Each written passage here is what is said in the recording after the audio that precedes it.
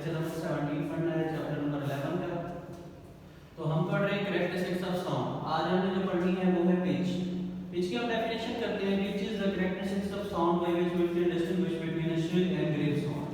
पतली और भारी आवाज में हम आवाज की जिस खसूसियत की वजह से फर्क कर सकते हैं उसको हम पिच कहते हैं।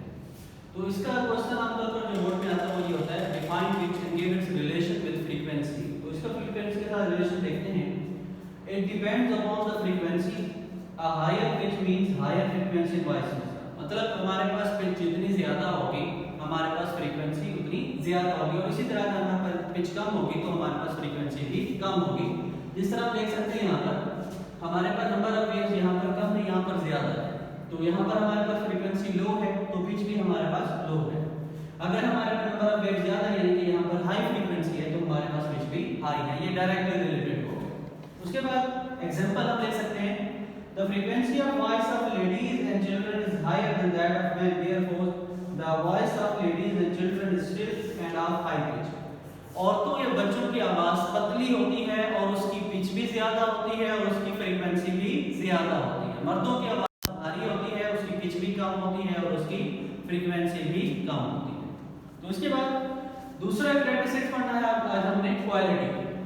तो उसकी डेफिनेशन करते हैं, the characteristics of sound by which we can distinguish between two sounds of same loudness and pitch. तो इससे पहले हम आवाज की दो खसूसियात के बारे में पढ़ चुके हैं, लाउडनेस और पिच के बारे में।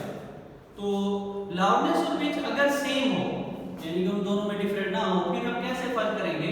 तो हम फर्क करेंगे क्वालिटी की बिना पर। मिसाल के तौर पर आपके दो दोस्त कमरे में बोल रहे हैं, दोनों की लाउडनेस सेम है और दोनों की पिच भी सेम है, तो हम बता सकते हैं कमरे के बाहर खड़े होकर कि ये मेरे कौन से दोस्त है, क्योंकि उन दोनों की आवाज की क्वालिटी जो है वो डिफरेंट है। तो इसके एग्जांपल हम लेते हैं, while standing outside a room we can distinguish between the notes of piano and flute being played inside home. This is due to the difference in the quality of these notes.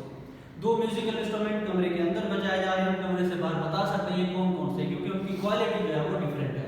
यहाँ पर हम देख सकते हैं कि तीन instrument है, tuning fork है, फ्लूट है और क्लैरिनेट है।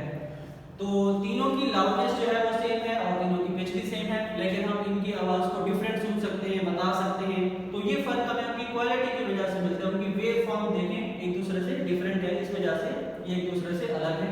तो इंशाल्लाह अगले लेक्चर में हम इंटेंसिटी के बारे में पढ़ेंगे और साउंड इंटेंसिटी लेवल